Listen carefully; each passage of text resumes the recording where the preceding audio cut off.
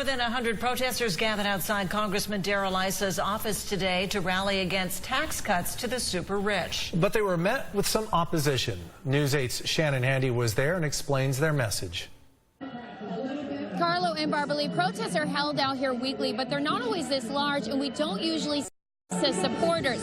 Today, it was more than just tax cuts on people's minds.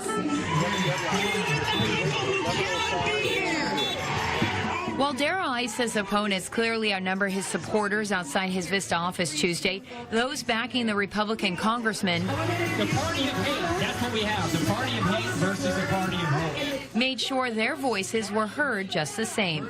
I think that everyone is allowed to have genuine concerns, but I personally think that the congressman is doing a good job. We're out here to save our country, and thank God Trump won, and now the Democrats are trying their hardest to get Issa out.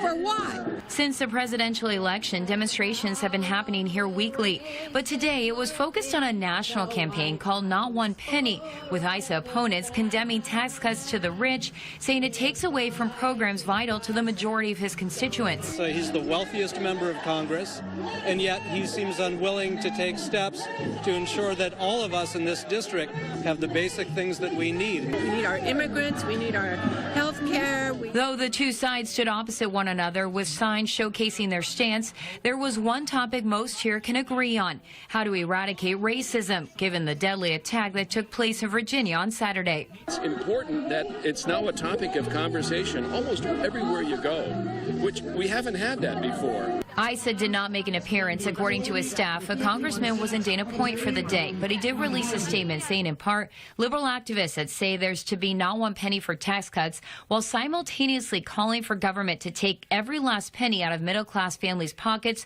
through gas taxes and government-run health care, are the reason we're in this mess to begin with.